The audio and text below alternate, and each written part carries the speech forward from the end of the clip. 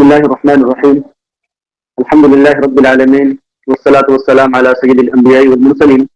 نبينا محمد وعلى آله وصحبه أجمعين. أما بعد. آج کے درس میں انشاءاللہ اسلام کو ڈھا دینے والا دوسرا عمل اس تعلق سے گفتگو ہوگی. اللہ رب العالمین سے دعا ہے کہ اللہ رب العالمین ہمیں صحیح بات کہنے اور ہم سبوں کو اس پر عمل کی توفیق عطا فرما. آمین. مصنف رحمہ اللہ لکھتے ہیں من جعل بینہ وبین اللہ وسائط، جو شخص اپنے اور اللہ رب العالمین کے درمیان کوئی وسیلہ بنائے، ویدعوہم اور اس سے سوال کرے، ویسألہم الشفاعہ اور اسے سفارش مانگے، ویتوکل علیہم کفرا اجتماعا اور اس پر بھروسہ رکھے، اس پر توکل کرے، تو وہ شخص مسلمانوں کے اجماع کے مطابق کافر ہوگا. یہاں پہ کہا جا رہا ہے مصنف رحمہ اللہ کی طرف سے کہ جو شخص اپنے اور اللہ رب العالمین کے درمیان وسیلہ بنائے، ذریعہ بنائے اور اس وسیلے کو پکارے اور اس سے سفارش مانگے اور اس پر بھروسہ کرے، تو وہ شخص مسلمانوں کے اجماع کے مطابق کافر ہے. موجودہ دور میں سب سے زیادہ واقع ہونے والا، سب سے زیادہ خطرناک اسلام کا مخالف عمل یہی وسیلہ ہے، کیونکہ اسلام کے بہت سے نام لیواؤں نے جو اسلام کی حقیقت ہے اسے واقف نہیں ہے، اور وہ لوگ اپنے اور رب جل جلال کے درمیان وسیلہ اور ذریعہ بنا کر رکھے ہوئے ہیں. جن کو مشکلات میں، مصائب میں، پریشانیوں میں نجات کے لیے، تکلیفوں سے بچنے کے لیے پکارتے ہیں، ایسے لوگ مسلمانوں کے اجماع کے مطابق کافر ہیں. کیونکہ اللہ رب العالمین نے اپنی کتابوں اور رسولوں کو بھیجا ہی اس لیے تھا کہ لوگ صرف اللہ وحدہ لا شریک کی ہی عبادت کریں، لیکن قبروں کے پجاری اس بات کے انکاری ہیں. انہوں نے اپنے اور اپنے بہت سے اور اپنے لیے بہت سے وسیلے بنا رکھے ہیں جنہیں وہ نقصان، تکلیف سے بچنے اور فائدے کے حصول کے لیے پکارتے ہیں، اور اس پکارنے کو عبادت بنا لیا ہے. گویا کہ یہ حکم اللہ کا ہے، ہم اللہ رب العالمین کی اس سے پناہ چاہتے ہیں. اور جو لوگ ان کے شرک و ناپسند کرتے ہوئے اس سے بیزاری کا اظہار کرتے ہیں، ان کی مخالفت، مشرکین کی مخالفت کرتے ہیں، تو ان پر اولیاء اللہ اور صالحین کے گستاخ ہونے کا تہمت لگا دیا جاتا ہے. یہ لوگ اپنے فاسد خیالات و نظریات کی وجہ سے براہ راست اللہ رب العالمین کو پکارتے بلکہ کہتے ہیں کہ اللہ تک رسائی کے لیے وسیلہ اور زینہ بنانا بہت ہی ضروری عمل ہے، کام ہے. جیسا کہ دنیا میں یہ کہتے ہیں کہ دنیا میں اگر کسی بادشاہ کے پاس، کسی وزیر کے پاس، کسی عہدہ اور منصب کے پاس اگر جانا ہے تو آپ کو اس کے وزیر سے یا اس کے ٹی اے سے یا اس کے نوکر اور چاکروں سے ملنا پڑے گا، تب جا کر کے آپ اس وزیر، بادشاہ، اس M P M L A کے پاس پہنچ سکتے ہیں. یہ دلیل دے رہے ہیں، جبکہ آپ جانتے ہیں کہ اللہ رب العالمین انسان کے شہرت سے بھی زیادہ قریب ہے، جو ان کی باتوں کو سنتا ہے، ان کی دعاؤں کو قبول کرتا ہے. لیکن یہ لوگ اللہ رب العالمین کے دین سے عاری ہیں، اس سے پیدل ہیں. انہیں اللہ رب العالمین کے دین سے کوئی سروکار نہیں ہے، صحیح باتوں سے کوئی سروکار نہیں ہے، بلکہ یہ شیطان کے بہکاوے میں آ کر کے اللہ رب العالمین کا شریک ٹھہرا رہے ہیں. تو ہم یہاں پر دیکھتے ہیں سب سے اہم بات جو ہے یہاں پر وسیلہ ہے. وسیلہ کے اقسام ہیں جو انشاءاللہ جو ترتیب بتائی جائیں گی. تو وسیلہ کی 3 قسمیں ہیں. ہم وسیلہ کو تقسیم کریں گے تو اس کی 3 قسمیں بنیں گی، ایک شرک وسیلہ، اور دوسرا بدعی وسیلہ، اور تیسرا جائز وسیلہ. شرک وسیلہ کیا ہے؟ کوئی شخص اگر اس شرکیہ وسیلہ کا مرتکب ہوتا ہے تو وہ دائرے اسلام سے خارج ہو جائے گا. شرکیہ وسیلہ آج بھی اور آج سے پہلے عربوں کے دور میں بھی بہت زیادہ پایا جاتا تھا، اور آج تو اس کی بہتات ہے، بہت زیادہ یہ عمل شرکیہ وسیلہ پایا جا رہا ہے ہمارے معاشرے میں. شرکیہ وسیلہ ہے کیا؟ اللہ رب العالمین کو چھوڑ کر کسی غیر سے مدد مانگی جائے، اس سے مدد طلب کی جائے اللہ رب العالمین کو چھوڑ کر کے. آپ دیکھیں سورہ زمر آیت نمبر 3 میں اللہ رب العالمین نے ان کفاروں کا، مشرکوں کا تذکرہ کیا، اور ان کے جو لوگ اللہ رب العالمین کے ساتھ غیروں کو پکارتے تھے اس کا اللہ رب العالمین نے نقشہ کھینچا ہے. اللہ رب فرماتا ہے والذین اتخذوا من دونه اولیاء ويقولون ما نعبدهم الا ليقربونا الى الله زلفى. وہ لوگ جن لوگوں نے اللہ رب العالمین والذین اتخذوا من دونه اولیاء، جنہوں نے اللہ رب العالمین کے علاوہ دوست بنا رکھا ہے، سفارشی بنا رکھا ہے، وہ لوگ کہتے ہیں جب ان سے کہا جائے کہ بھائی اللہ رب العالمین تو بذات خود تمہاری دعاؤں کو سن رہا ہے اور تمہاری جو مطالبات ہیں اللہ رب العالمین اس کو پورا کر رہا ہے، تو ان کا جواب کیا ہوتا تھا؟ ما نعبدہم، ہم تو ان کی عبادت صرف اس لیے کر رہے ہیں الا لیقربونا الی اللہ زلفی، کہ یہ لوگ یہ اللہ کے متقی بندے ہیں، پرہیزگار بندے ہیں، یہ ہمیں اللہ رب العالمین سے قریب کر دیں گے۔ تو وہ دلیل دیتے تھے، وہ تو شرک کر رہے ہوتے تھے، اللہ کے علاوہ دوسروں کو پکارتے تھے، ان سے مدد طلب کرتے تھے اور ان سے یہ سوال کیا جاتا تھا کہ یہ عمل کیوں کر رہے ہو؟ وہ یہ کہتے تھے کہ ہم تو صرف اس لیے کر رہے ہیں تاکہ ہم اللہ رب العالمین سے قریب ہو جائیں ان بزرگوں کے وسیلے سے، ان بزرگوں کے ذریعے سے۔ تو یہ نقشہ اللہ رب العالمین نے کفار کا کھینچا ہے، مشرکوں کا کھینچا ہے، جو نبی صلی اللہ علیہ وسلم کے دور میں تھے اور اس سے پہلے تھے۔ اسی طریقے سے سورہ یونس میں آیت نمبر 18 میں اللہ رب العالمین فرما رہا ہے وَيَعْبُدُونَ مِن دُونِ اللَّهِ مَا لَا يَضُرُّهُمْ وَلَا يَنفَعُهُمْ وَيَقُولُونَ هَؤُلَاءِ شُفَعَاؤُنَا عِندَ اللَّهِ، کہ وہ لوگ اللہ رب العالمین کے علاوہ ایسوں کی عبادت کرتے ہیں، بندگی کرتے ہیں، مَا لَا يَضُرُّهُمْ، جو ان کو نہ نقصان پہنچا سکتے ہیں، وَلَا يَنفَعُهُمْ، اور نہ ہی ان کو نفع پہنچا سکتے ہیں، وَيَقُولُونَ هَؤُلَاءِ شُفَعَاؤُنَا عِندَ اللَّهِ، اور یہ لوگ کہتے ہیں کہ یہ ہمارے جن کو ہم اللہ کے علاوہ پوجتے ہیں، اپنا دوست بنا کر رکھے ہیں، وسیلہ بنا کر کے رکھے ہیں، یہ ہماری اللہ کے پاس سفارش کریں گے، شفاعت کریں گے اللہ رب العالمین کے پاس۔ قل اتنبئون اللہ بما لا يعلم في السماوات وما في الارض سبحانہ وتعالی عما یشرکون، تو اللہ رب العالمین کہہ رہا ہے کہ آپ یہ کہہ دیجئے ان سے کہ کیا تم اللہ رب العالمین کے بارے میں وہ باتیں کر رہے ہو، وہ خبر دے رہے ہو کہ جو اللہ رب العالمین خود نہیں جانتا ہے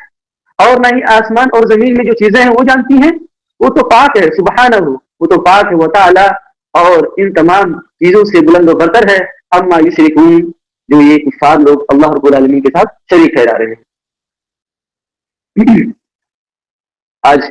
ہمارے معاشرے میں دیکھیں کس طرح سے لوگ اللہ رب العالمین کے علاوہ اللہ رب العالمین کو چھوڑ کر کے غیر اللہ کو پکارتے ہیں، ان سے مدد طلب کرتے ہیں اور کہتے ہیں کہ ہر اچھے عمل کے لیے، اللہ رب العالمین تک پہنچنے کے لیے ہمیں وسیلے کی ضرورت ہے، جس طرح سے ہم اگر چھت پر چڑھ رہے ہیں تو سیڑھی کی ضرورت ہے، کسی وزیر کے بادشاہ کے پاس جا رہے ہیں تو وزیر کی ضرورت ہے، کسی M P M L A کے پاس جا رہے ہیں تو پی اے اور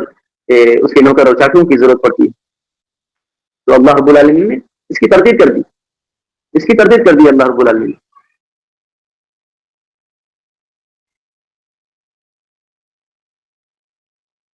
تو یہ ہو گئی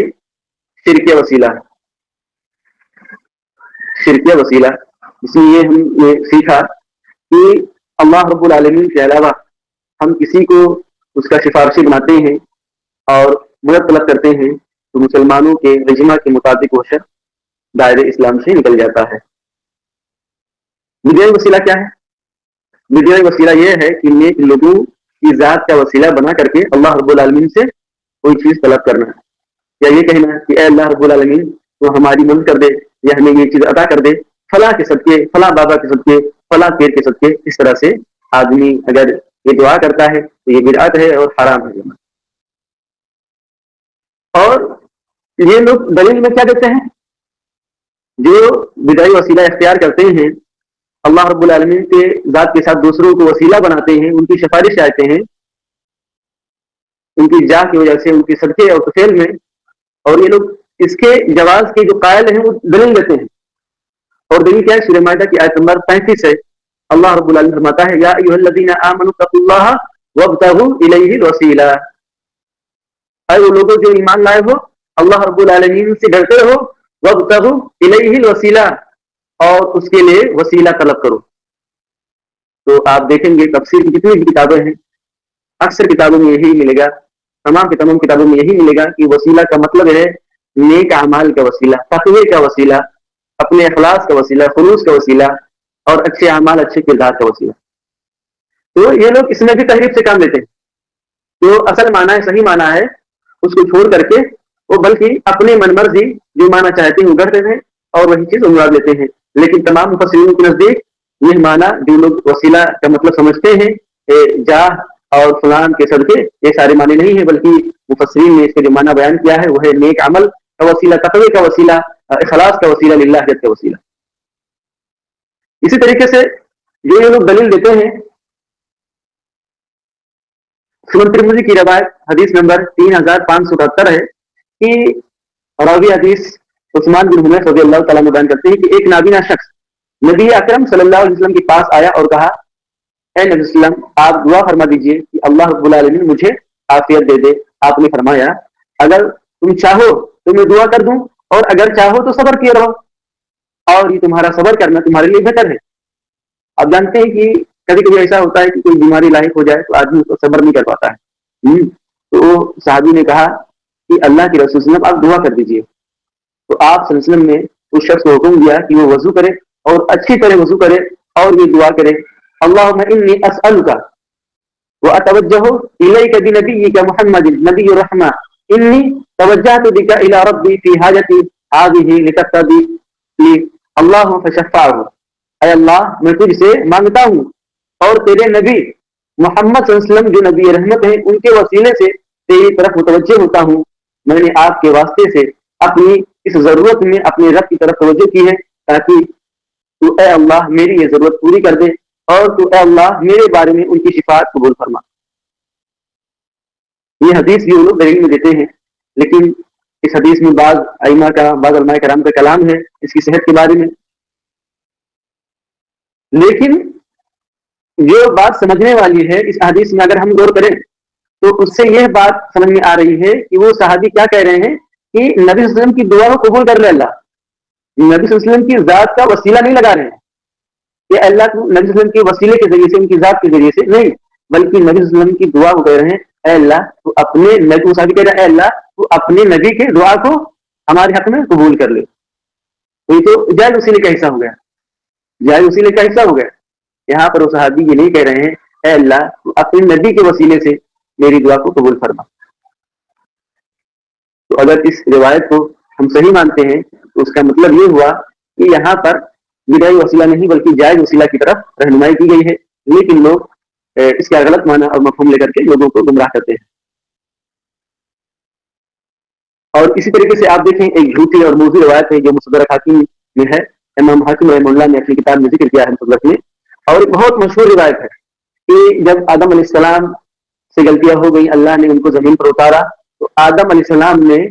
جب اللہ رب العالمین نے ان کو بنایا تھا تو عرش پر لکھا ہوا تھا لا الہ الا اللہ محمد رسول اللہ، یہ بہت مشہور روایت ہے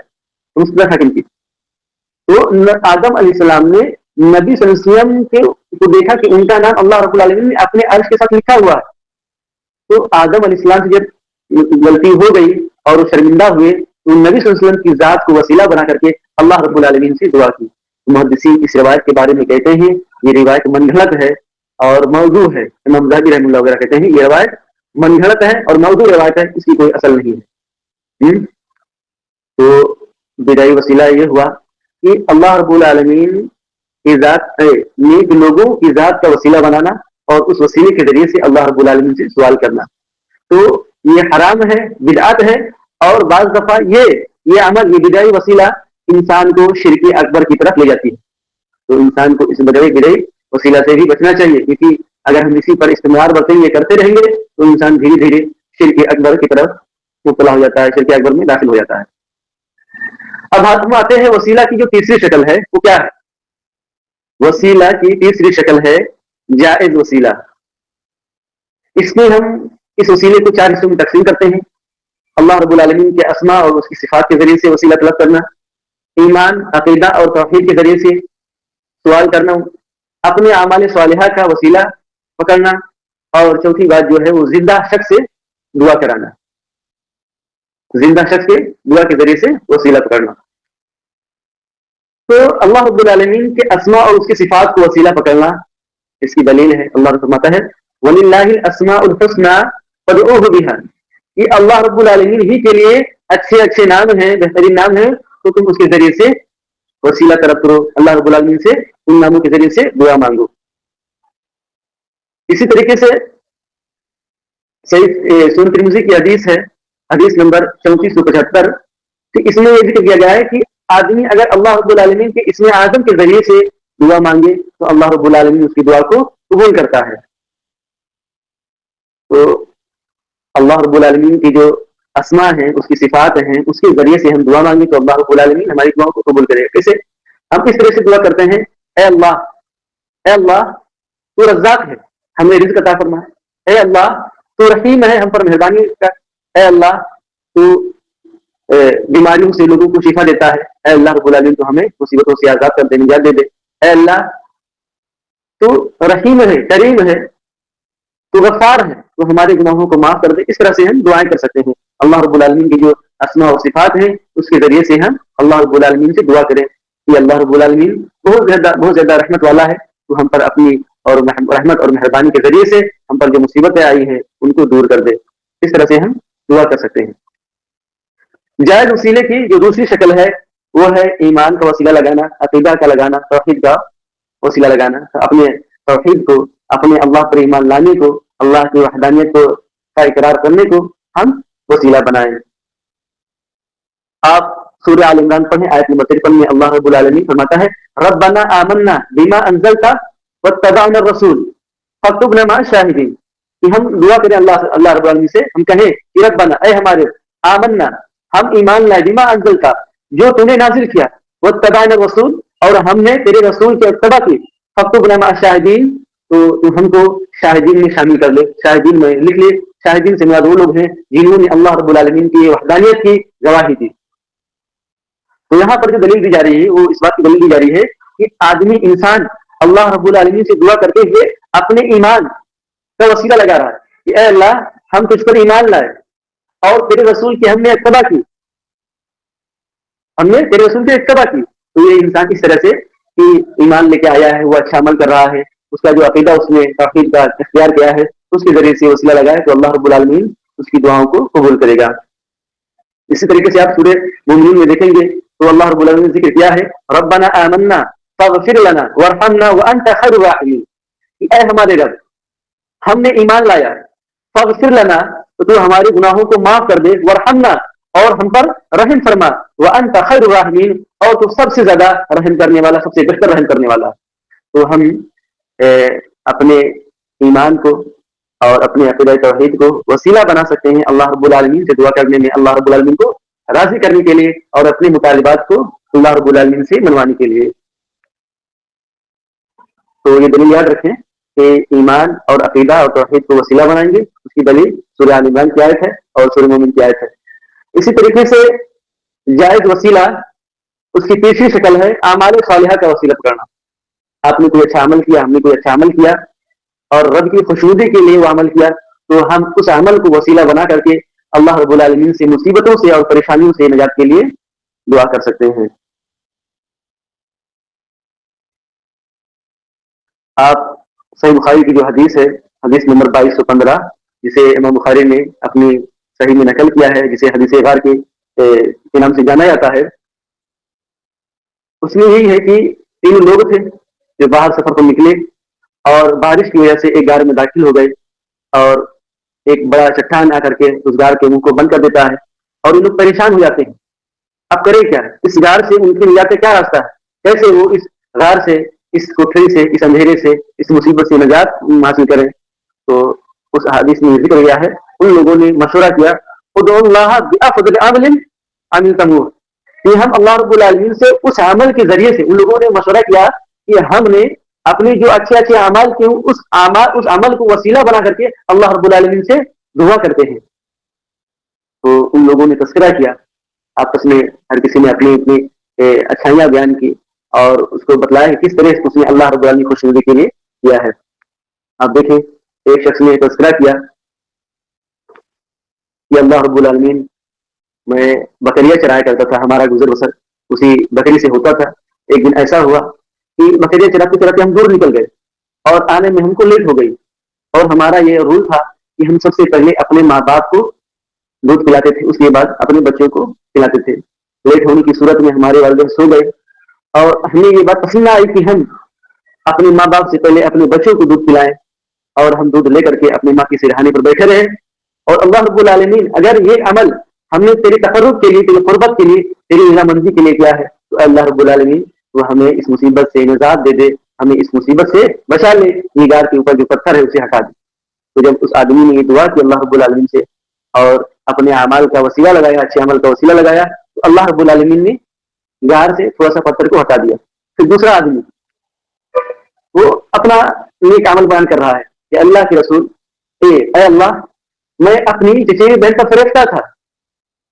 میں اپنی حیثیت اسے پوری کرنا چاہتا تھا، اور کئی بار میں نے اسے کہا لیکن وہ راضی نہ ہو، لیکن وہ غربت کی شکار ہو کر وہ ایک دن ہمارے پاس آئی اور ہماری مطالبات کو پیسوں کے عوض پورا کرنے کے لیے راضی ہو گئی، اور جب ہم خلوت میں ہوئے تو اس نے ہمیں اللہ رب العالمین کو یاد دلایا، اور اللہ، میں نے تیرا ذکر سنتے ہی اس گناہ سے اپنے آپ کو بچا لیا، اور اس کو جو ہم نے پیسہ دیا تھا وہ بھی واپس نہیں لیا۔ اے اللہ، اگر یہ عمل ہم نے تیری رضا کے لیے کیا ہے تو اللہ تو ہمیں اس مصیبت سے نجات دے دے۔ تو اللہ رب العالمین نے اور زیادہ اس پتھر کو ہٹا دیا، لیکن ابھی بھی وہ نکل نہیں سکے تھے۔ پھر تیسرا آدمی، اس نے بھی اپنے نیک اعمال کا وسیلہ لگایا کہ اے اللہ، ہمارے یہاں ایک آدمی کام کرتا تھا، ہمارا ایک غلام تھا، اس نے کام کیا اور وہ اجرت لیے بغیر ہم سے رخصت ہو گیا، تو ہم نے کیا کیا کہ اس اجرت کو، اس پیسے کو ایک کاروبار میں لگا دیا، بزنس میں لگا دیا، اس سے ہم نے بکریاں خریدی، گائے خریدی، اور اس سے وہ گائے اور بکریاں دھیرے دھیرے بڑھتی رہی، ہم نے ان کی پرورش کی،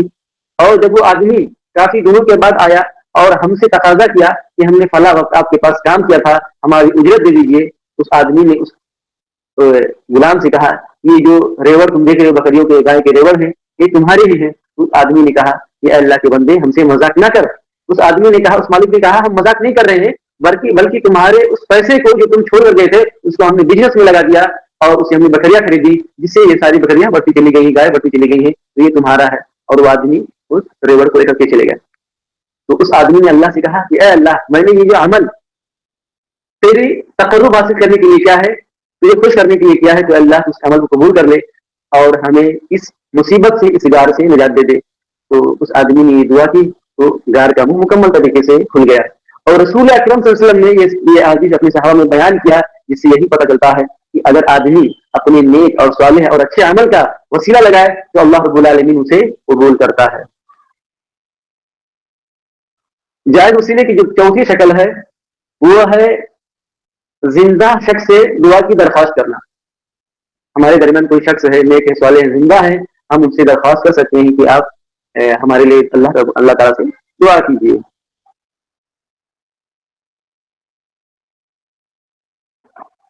آپ اس میں سورہ یوسف کی آیت نمبر 97 بھی دے سکتے ہیں کہ یوسف علیہ السلام کے بھائیوں نے کہا، قالوا یا ابانا استغفر لنا ذنوبنا انا كنا خاطئین،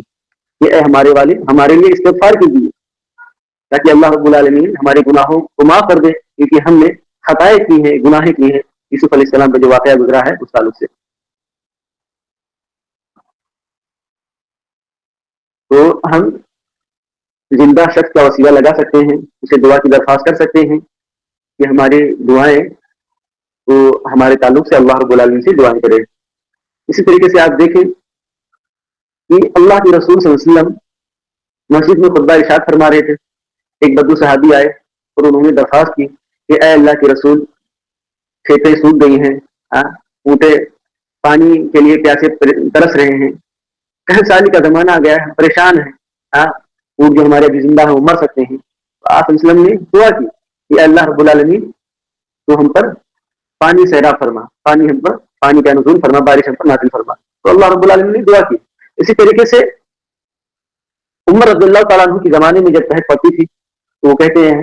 صحیح بخاری کی حدیث ہے، حدیث نمبر 1010، اور اس کے راوی انس رضی اللہ تعالیٰ عنہ ہیں، وہ بیان کرتے ہیں کہ عمر رضی اللہ تعالیٰ عنہ کہتے ہیں کہ عمر رضی اللہ تعالیٰ عنہ نے عباس رضی اللہ تعالیٰ عنہ کے پاس گئے اور ان سے درخواست کی کہ آپ ہمارے لیے اللہ رب العالمین سے دعا کیجیے تاکہ اللہ رب العالمین ہم پر بارش نازل فرمائے اور یہ دور ہو۔ تو عباس رضی اللہ تعالیٰ عنہ جو نبی صلی اللہ علیہ وسلم کے چچا ہیں، انہوں نے دعا کی اور اللہ رب العالمین نے سیراب کیا۔ تو اس سے یہ بھی پتہ چلا کہ ہم اچھے لوگوں کا، نیک لوگوں کا،